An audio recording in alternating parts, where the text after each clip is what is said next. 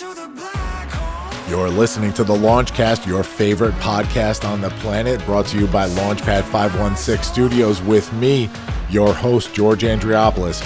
We're talking leadership, business, life, and growth right now as the countdown starts. It's like food for your ears. At this time, I'm going to ask that you fasten your seatbelts. Launch sequence. Launch sequence activated. Launch sequence activated. 5, 4, 3, 2, 1. Woo!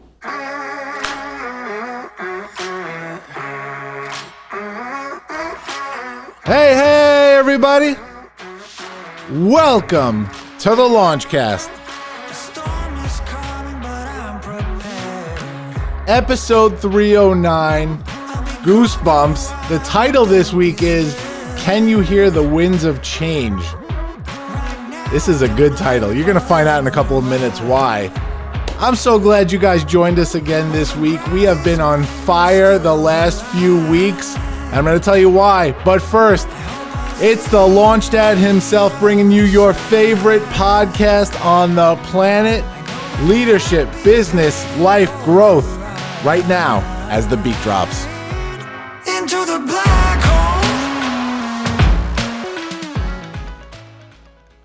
What is happening, everybody? George Andriopoulos back hosting another week of the Launchcast produced by Launchpad 516 Studios.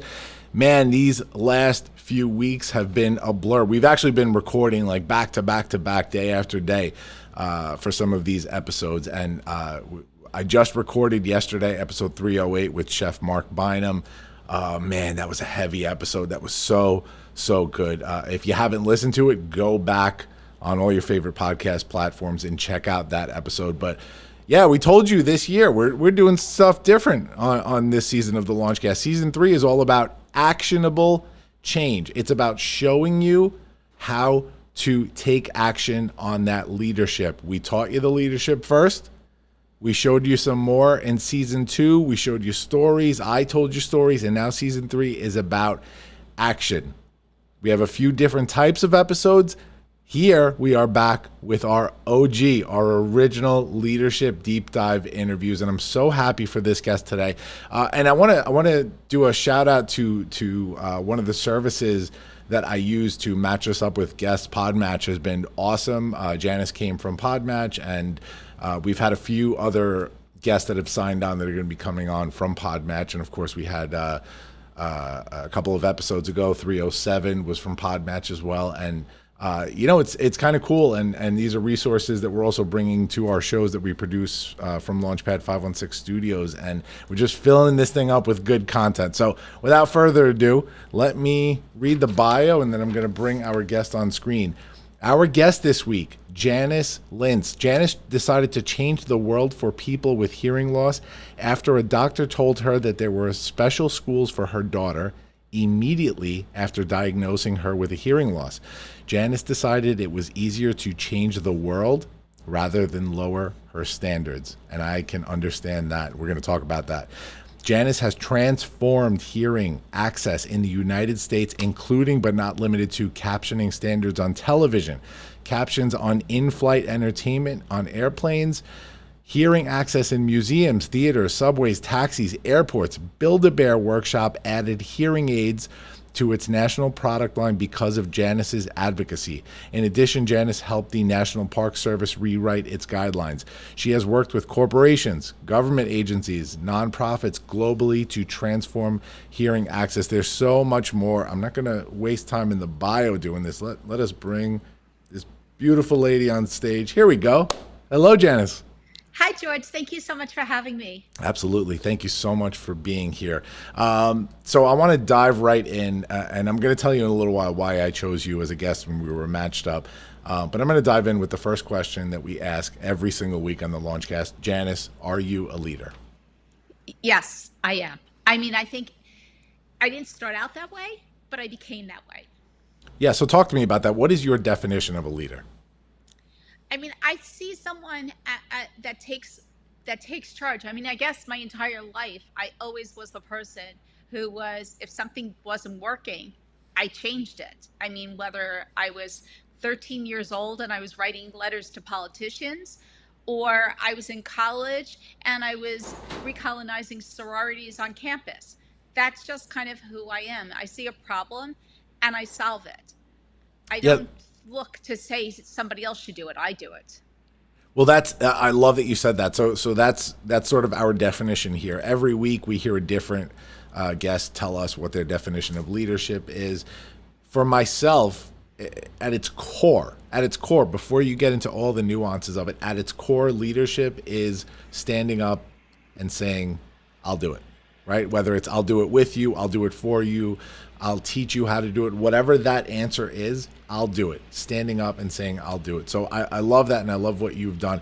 I want to sort of take this way back. What we do, if you're not familiar with this podcast out there listening, what we do is we sort of do this chronological journey through this guest's life to sort of discover that unconventional journey, how this all happened. So take us back, way back when you were growing up. What was the plan, Janice, growing up? Well, if we want to go back to when I was little, I was 2.5 years old, and I demanded to my mother I had to go to nursery school because I was bored. So that gives you an idea of like, this is the type of child I was. And I also was one of those kids where I needed to have look everything to be a certain way. There was none of this, I wouldn't go to school without underwear, without ruffles on my underwear, because it just had to look a certain, I had to have a presentation. I was understanding branding at a very young age. So my mother found me exhausting. So I've always just been like this. I was somebody who, when I was younger, I was as I mentioned, I would write politicians asking to change issues. When I was in college, I led change on my campus from recolonizing sororities to running for student government. I didn't win, but I became the Student Association's publicity director and reorganized and figured out the finances and figured out where we could cut. So I was, and I also in college led a drive to have more healthy food, pre-Alice Waters. I didn't understand why I had to eat unhealthy food and gain the freshman 15. And I was meeting with the president of the school in college about what type of food students were served. So it's that's just the way I lead my life. I see problems as opportunities for change. And I constantly do this. I mean, it's not just, we're going to talk about hearing access. I mean, I've been working with, on medical care, Epic CEO's office, and changing the systems for hospitals in New York City to bring greater transparency and accountability to our billings. And if you go to NYU Hospital or Mount Sinai, and I'm sure it's spilling out to other hospitals, you're going to see greater transparency on your bills. It used to say pay $250. Now you receive an invoice telling you why you're paying it, right, who the doctor is. I mean, to me, this is common sense. Basically, I've always advocated common sense. And so this is just who I am. Yeah, it's funny. During my research on you, I listened to a couple of podcasts that you had been on, and one specifically, you were asked when you got the call to leadership, and you said that you never got a call to leadership. It happened by happenstance. But I hear these stories, and it's kind of like the leadership has always been there. We may be talking about leadership in that instance in hearing access. Excuse me. In hearing access. But you've always been a leader. I mean, since a little kid, and of course showing it off in college. Now, when you went to college, you studied law in college, correct? No, I studied marketing in college, and then I went to law school. Then I did an executive education program, and now I'm getting my MPA start in July. Very cool. Very cool. So always learning. Well, I think that's part of being a leader is I don't see education as a one and done. I see it as something you continually learn. It's a lifelong learning program, and you're constantly tuning up as you realize you need more skills. So my MPA may not be the end. I could end up going, for a PhD at 98. I'm leaving all doors open. I love that. Let's talk about family. So a lot of what we're going to talk about today was sparked by a moment with your daughter. How has family been important in terms of your leadership? Well, look, my kids, like everybody else's kids, it's everything. Don't mess with my baby cubs, right? Right. I'm like typical mama bear. Don't tell my child this is what her life is going to be. I didn't really understand it. I hadn't wrapped my head around the diagnosis, and the bar was lowered for her entire life, and it didn't make any sense, and I didn't understand. I couldn't even actually process it. It was too hard to understand why. And I was like, my daughter's really bright. Why? Like, I didn't really understand, but I was like, okay, I'll deal with that later. Yeah. But my daughter, by the way, ended up going to a top private girls' school in New York City. She went to one Ivy League for college, and she's in an Ivy League getting her master's now. So that was my idea of special. Yeah. I don't think that's what the pediatrician thought. So let's get into that. So I kind of want to hear, I've heard a lot about from that moment on. I want to sort of hear from a different perspective. I want to hear about everything leading up to that moment. What caused, you going to the doctor in terms of getting your daughter's hearing checked and all that? So my daughter wasn't speaking. She was 18 months old. She wasn't speaking. I was on a play date with a mom who was a teacher at Dalton, a top school in New York City. And I can remember distinctly this moment. The woman said to her daughter, apple. And her daughter repeated like a parrot, apple. And she did that for a number of words, but I remember distinctly this apple. And I turned to my daughter and I said, apple. And she just looked at me blankly. And I had been keeping track of every word she was saying in her baby book. And I literally had a list of dates and the words she added on that day because it was that measurable. Most kids, when they're speaking, they just speak naturally. You can't really count the words. It just becomes conversation. But her language and vocabulary was so limited that it was countable. And I didn't think the pediatrician was taking me serious. And I felt like he was treating me like I was like crazy and neurotic. And that's what happens a lot of times to women. We are patronized. And I just kept a list because I thought I needed credible evidence to prove to him the list. I mean, this is crazy. Sure.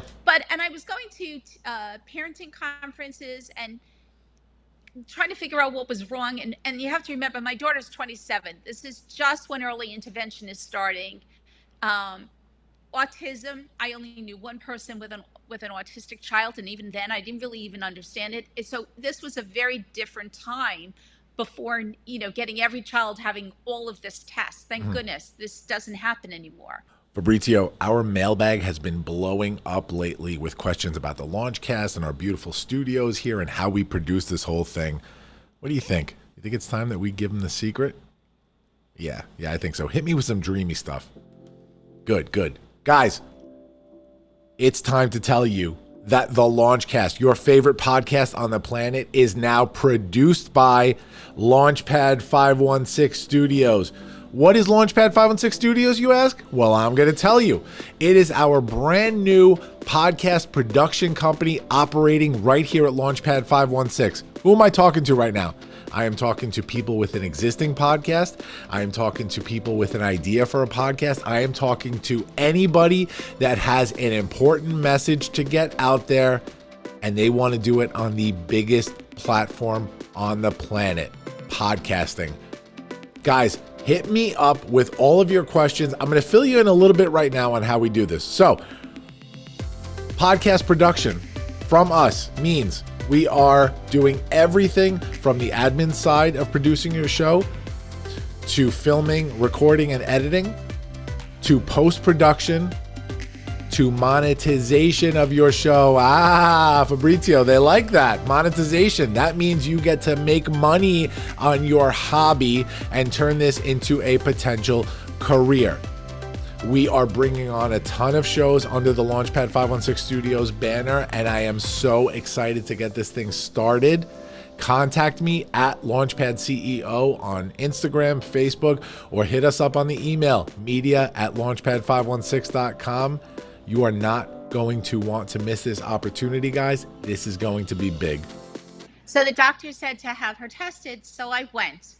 And it turned out she had a hearing loss. But, the doctor was treating me as if I had like Munchausen syndrome by proxy. Yeah. I mean, which is absolutely insane. She had a hearing loss, and it was so simple to have her hearing tested, and he didn't. It was just easier to treat me as some neurotic Upper East Side woman who is, helicopter parenting, and that's not what it was. And of course, you want to be wrong when the diagnosis. Yeah. You don't want to be right, but then there's Right. a part of you that's like so excited that you're correct. Like there is something. And I think parents need to know they know their children and they should trust their gut.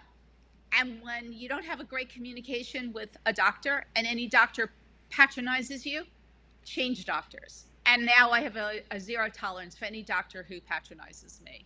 Yeah. Yeah. I want to, so first of all, thank you for sharing that and for your honesty there. I want to share that for a very, very specific reason here. So the reason, Janice, that you caught my eye and in terms of being a guest on the show is that I am right now in this very moment going through this with my daughter. And so I have two older kids, 13 and 11, and I have a 15-month-old baby at home. And we have been nothing short of amazed at the entire process. And we happen to both be in New York State and deal with similar programs. We have been nothing short of amazed at the programs available to us, the advocacy, everything that has come our way since the day my daughter was born on August 7th, and we were told that she failed a hearing test at birth. Now, my older two, 13 and 11, there was no hearing test at birth. The things have changed, right? And we kind of said, how can you tell at birth? And they explained it to us. All right, no big deal. We'll do a follow-up before she leaves the hospital. Failed that too. Then we had to go for the AVR test, all that kind of stuff. And sure enough, she has a mild hearing loss. At which point we were put into the early intervention program. She has hearing aids now, the whole deal. She has speech language therapy, which she just happened to have earlier today. And I want to say that for the people listening out there right now that need to hear this, that have heard Janice's experience all that time ago and my experience in this past year, it is because of people like you, Janice, that my wife and I had such an easy time going through this process. And this is scary. I remember, the day when we really officially found out that she had a hearing loss, and it was very tough for us. There was sort of a grieving that went on in that moment for just a brief moment until we picked ourselves up and said, okay, let's move forward and figure this out. And figuring it out, that process has been really a pleasure to go through because of people like you that have made this possible. So I want to thank you for all the work that you've done, because we really have had an incredible experience here going through this. That's amazing, because Yeah. I cannot say the same. And I think a lot of it really has to do with autism. I think because autism exploded, early intervention changed. And really, the people realized you had to get in and learn. But I will say, the more therapy you can get at a young age, the better, because it's as the kids get older in their teens, it becomes much harder. So just layer on as much speech therapy as possible, because the sharper you can get the language skills, the better. And that really does happen right from the start. Yeah. And there are definitely also other things, you can do. And part of my whole goal is to disrupt the preconception of what people think. There are these teachers for the deaf, which I really didn't understand what they were. And to me, if you want to, teach your child to listen better, learn an instrument. There was this perception children with hearing loss can't learn instruments. That wasn't true. My daughter was learning the piano. Instead of having these, quote, teachers of the deaf who work on writing and some of the language skills, we hired writing coaches. If you're going to play tennis, right, you would hire a tennis pro. So why not hire a writing pro? And so we hired top writing teacher, almost like tutors.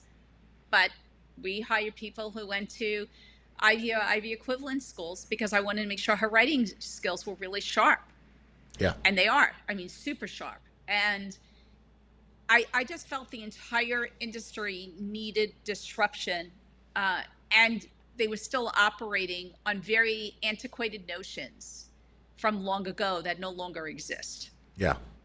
Yeah, and I want to touch on that for a second. So we talk about on the show a lot. We talk about something that I like to call a spark moment, a moment that proves to be a pivotal moment in your journey that leads you down a path, right? Whether it's good, bad, or indifferent, that path. And that path has really had a profound effect on your life. And so that moment that I've read in every interview that you've done, that moment when you were told by the doctor that there were special schools that she can go to, what did that word special spark inside of you? Terror, absolute terror. I mean, I lived in Manhattan, and I lived in Manhattan because I love the culture. Yeah. I want to go to museums and theaters and okay, this is pre-pandemic, but I want to be able to go everywhere and do everything. And suddenly I felt like my entire world was changing, and I didn't really understand, why did my world have to change? I didn't want to be part of this. I always describe this perception when you have a disability that you're in like Frosty the Snowman's parade of misfit toys. And why do you have to be part of this parade of misfit toys? Why can't you just be like everybody else? Okay, so you have a disability. Somebody else has blonde hair. Somebody else, it just is a different religion. Like, to me, it's just another attribute about you. It shouldn't define your entire life. I also felt like there's this cottage industry about disabilities because of the ADA. And I didn't really understand why we needed an entire cottage industry about this. It should just, the access should be in place, and we shouldn't need to cluster and travel in groups of people with disabilities. And you're starting to see this changing. It's sort of like on television, you would see a movie and it'd be about the disability.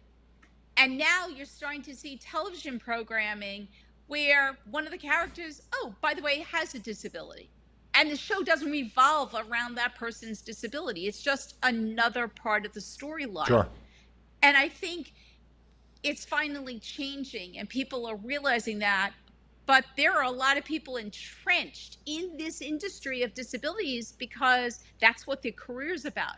And I always think that disabilities is about, and access is about how to remove these artificial barriers. It's not about keeping people who are ADA coordinators in business, or, and sometimes I think that's what it becomes about, more about their own job than the access and the person who benefits from the access. Yeah. Yeah, I completely understand. A lot of what you've done when it comes to change is very specialized, I feel. You mentioned that you had a background in marketing. Of course, you're an attorney. How did you use your professional experience in order to create change? So when I was doing it, I didn't really see it that way. Like, I just, it's kind of like you, right? You have skills that are so entrenched into your being that you don't even realize that that's part of your career skill set. Right. So one of the times where the perfect storm of all my skills from my different random careers, so, I started in marketing, I went to law school, and now here I was an advocate. And those seem like three very disparate fields, right? With zero connection. But apparently they are connected in some random way. And there was a meeting where I was trying to have caption standards change. And I was meeting, the Association of National Advertisers had brought together production people, similar like to you, right? Sitting and trying to figure out how to bring captions on television commercials. And I sat there and I realized that, and everybody at the table realized that the reason this was successful and happened was my background in understanding how television commercials were produced, my law degree to understand what the laws were and how to manage this, and my advocacy skills of getting things done enabled me to get this project done that nobody else was likely to have gotten done. Yeah. And it was really the first time my three careers came together, and then I started seeing the skill sets from it. But it was interesting. previous to that, I didn't. There are definitely various turning points in my career where there are these pivotal moments where suddenly you realize, okay, this is going to work. I am getting this done. Yeah, that's incredible. I want to sidebar real quick because there's the advocate here, right? The professional, and then there's the real person, and sometimes they tie together. One thing that I read about you that I thought was super interesting is that you're a traveler, right? You have traveled to 194 countries, territories, and unrecognized nations. What is the impetus behind that travel?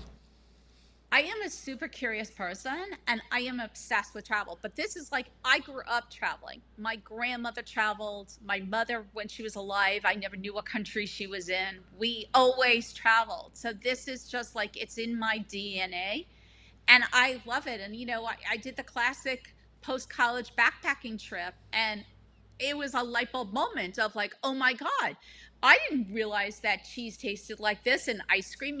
I grew up eating Breyer's ice cream and Seal Test ice cream and green cheese in a green can. This didn't have a whole lot of flavor. Didn't really appeal to me. And suddenly when you try amazing French and Italian cheese and gelato, you realize, oh my God, they've been lying to you. They're telling you you're eating ice cream and cheese and you are not eating anything close to what that is. And I realized I had to see everything myself because I didn't believe anyone anymore. And I wanted to see, and I saw these incredible buildings and the castles in Europe, and I was just floored. And so I realized that like I needed to do this. And then once I also learned about frequent flyer points and that I could fly for free. Well, now we were talking. This is just like the cat's meow. So I became really good at like figuring out the frequent flyer point programs. I don't know if you saw, I took out 80 cards and earned 2.7 million miles in sign-up bonuses. Holy cow. Yeah. I'm somebody who once I'm going to do something, I do it really well. And I realized like I could be flying and traveling, free or close to, I think on average, I tend to get about 69% off my travels. Right. And staying in nice places, not, couch surfing. I am not a couch surfer. Yeah. Me neither. But staying in nice places and figuring out how to optimize value. And I love it. And every time I go someplace, but the thing that is amazing is, first off, when I'm traveling, I'm also tracking global best practices for people with hearing loss. But not only that, I am seeing the most fascinating places. I've been to countries like Eritrea or Iraq, Somaliland, Sudan, places that I would never think I'd be able to go. Sure. Like France and Italy seemed pretty much at some point I would have gone there. But some of these other countries were, less popular destinations for Americans. Sure. And, even going to like French Guiana, seeing a rocket launch, going, it's just phenomenal going to Antarctica. And I've been doing it and it's just, I love it. It's, to me, it is my oxygen. Yeah, and what's cool is, and this is a big lesson for the leadership listeners out there looking for a lesson here in all of this, is that sometimes our personal passions and our professional lives sort of mix. I know that you helped to change hearing access in airports, and I am sure that had something to do with your love of traveling. So talk about that for a minute. Well, it did, and that actually came out I took for my daughter's graduation present, we did this phenomenal trip.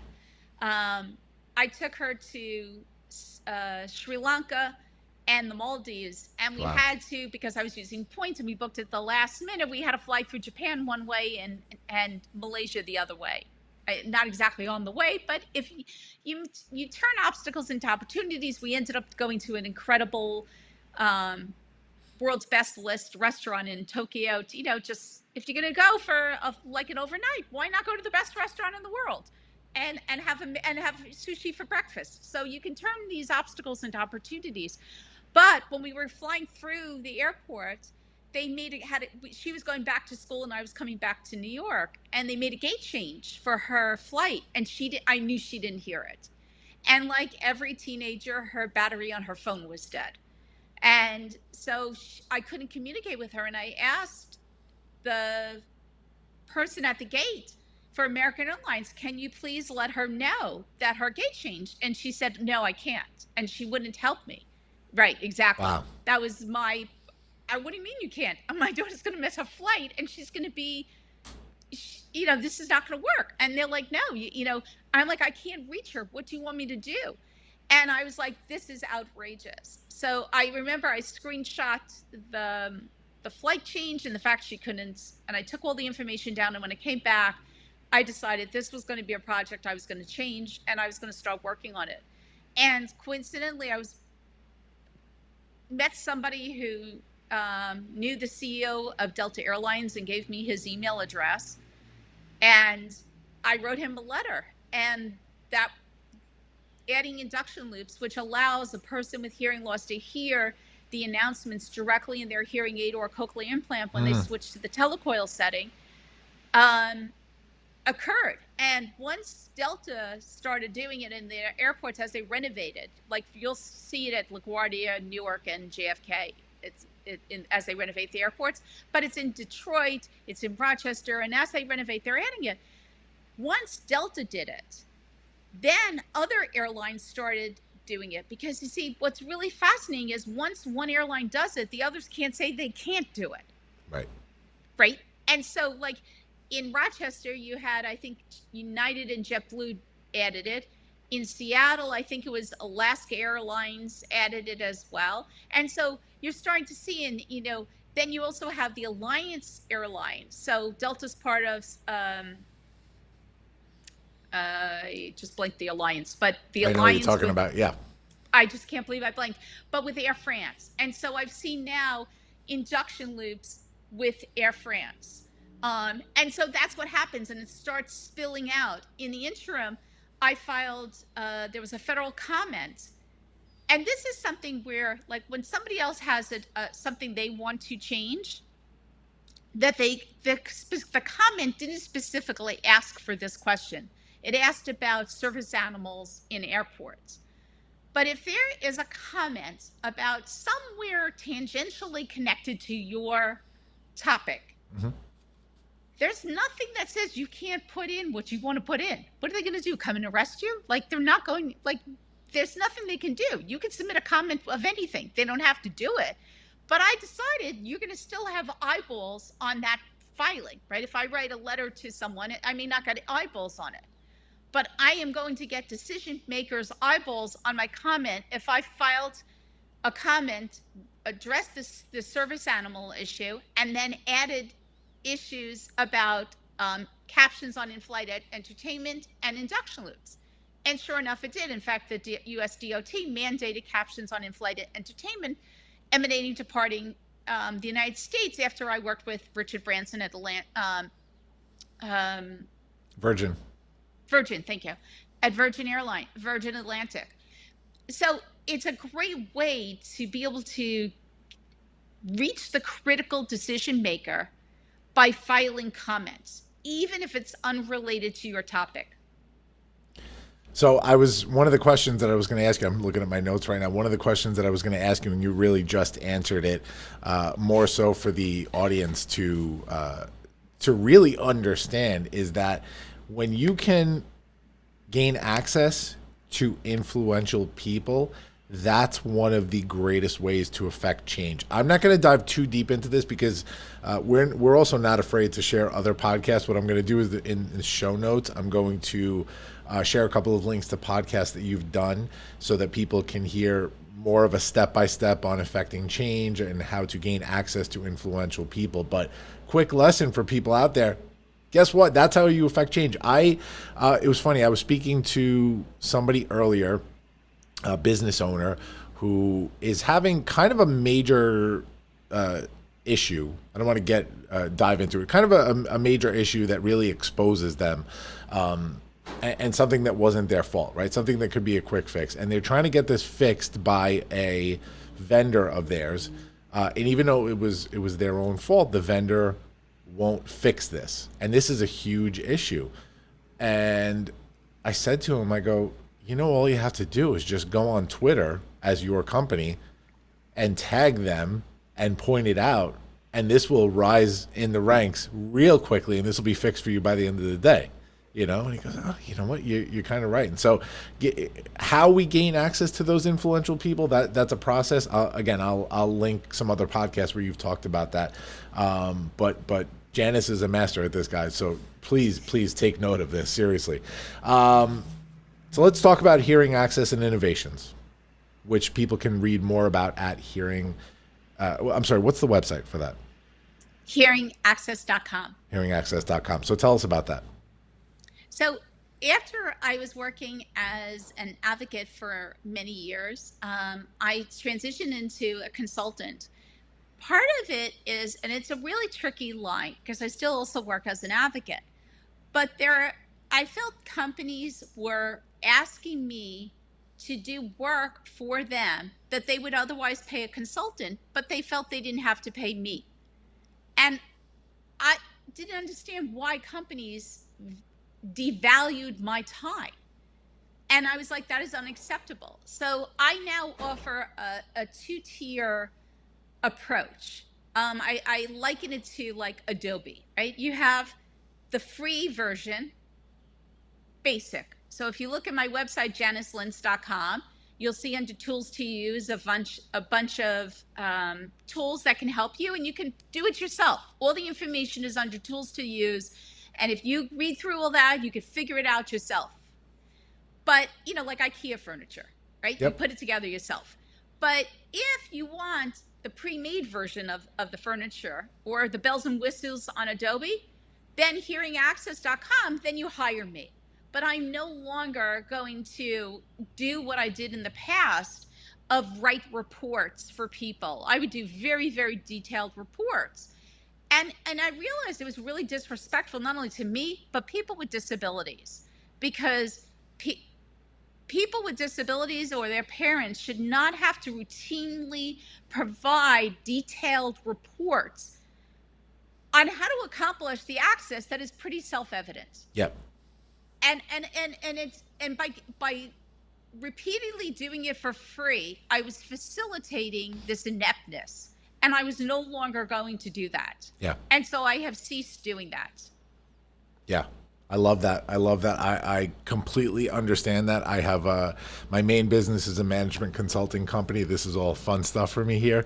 And I completely understand that. We have a private think tank leg of our company that does pro bono work. And I have noticed that when there is an investment in that, that's when change happens a lot more often. The rest is just advice, right? But when they're paying for it, they're going to do it.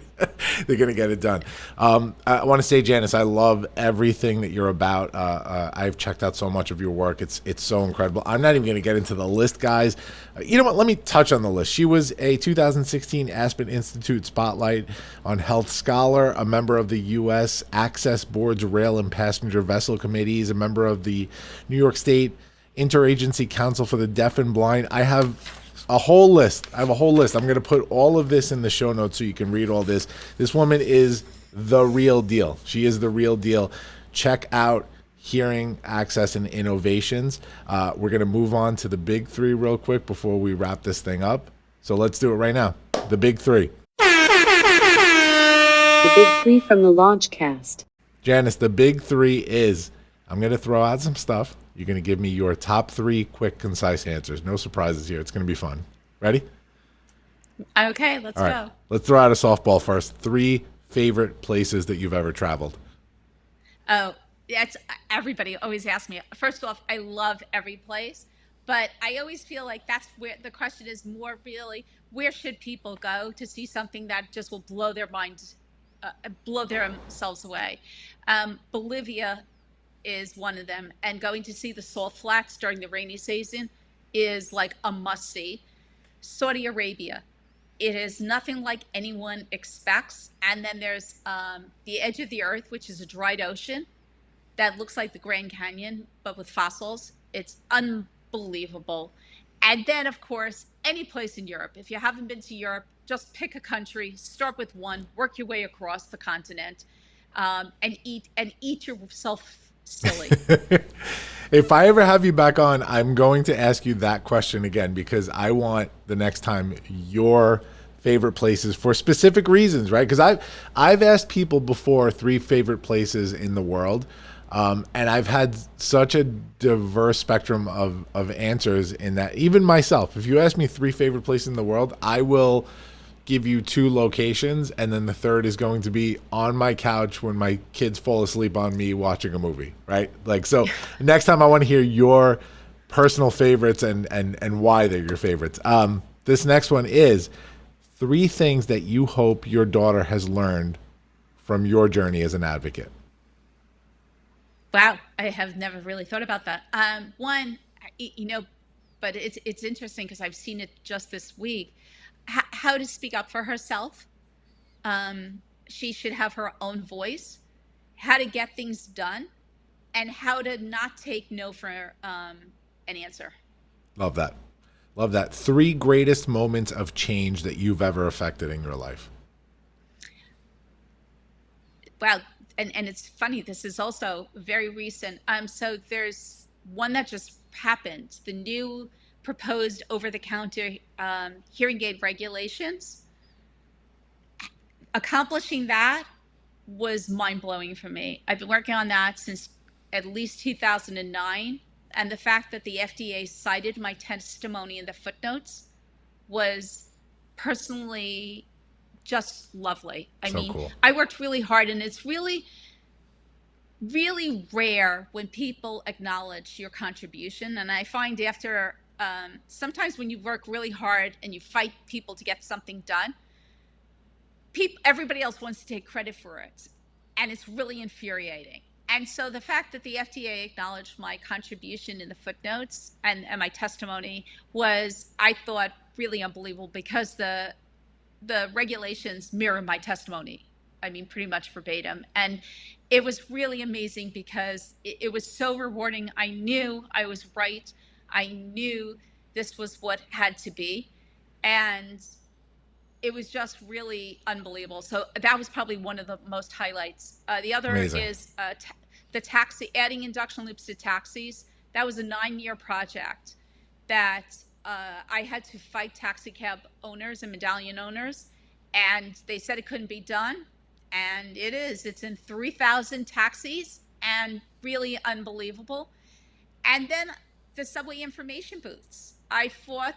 That was not a fight. That was actually the former New York City Transit Authority Commissioner Howard Roberts taught me valuable. He is a true leader.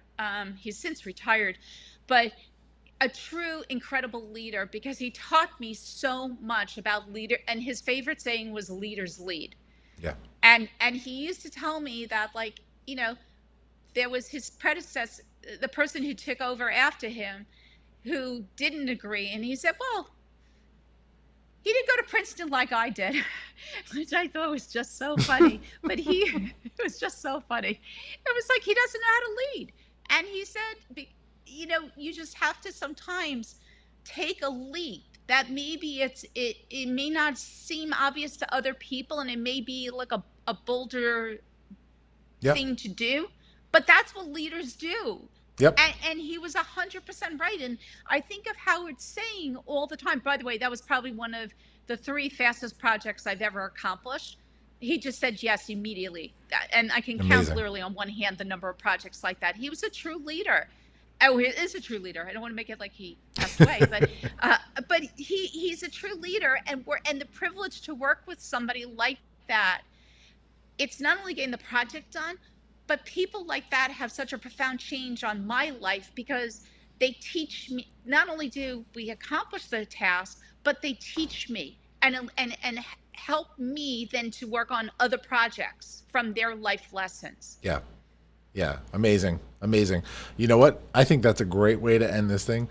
Guys, Janice Lintz, check out all of her information in the show notes. And please, even though we're pushing other people's podcasts, please listen to some of the podcasts that I'm going to link up in the show notes to hear more about this. I wanted to keep this as not one of our super long episodes, honestly, because I had a 2-hour interview yesterday and I'm exhausted mentally from it.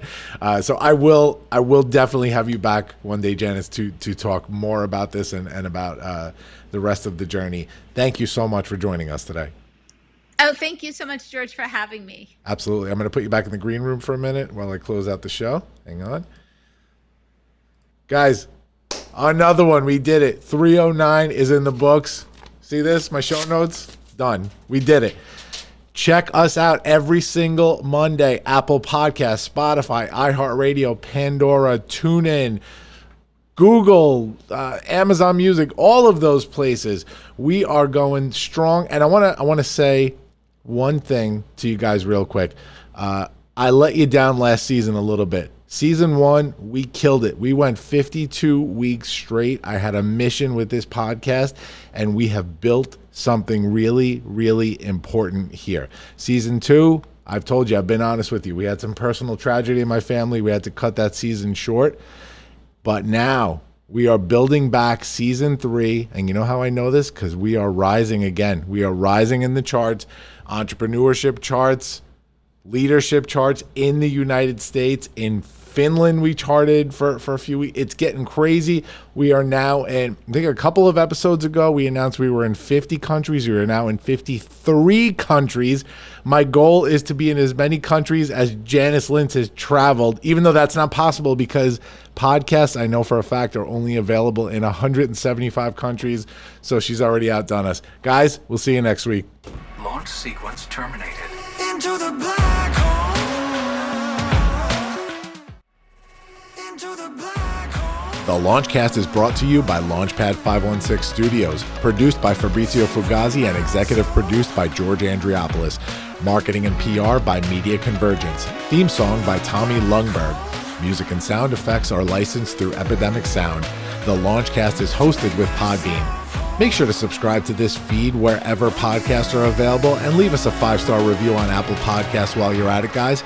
You can find the show on Apple Podcasts, Spotify, Stitcher, iHeartRadio, Pandora, TuneIn, Amazon Music, Google Podcasts, Podbean, and everywhere else that podcasts are available. Follow me, George Andriopoulos, the host, at Launchpad CEO on Facebook, Twitter, and Instagram, or follow the show at The Launchcast Show on Facebook and Instagram, or at Launchcast Show on Twitter. Visit our website, thelaunchcast.com, and make sure to follow all the great podcasts produced by Launchpad 516 Studios. We'll see you next time, guys.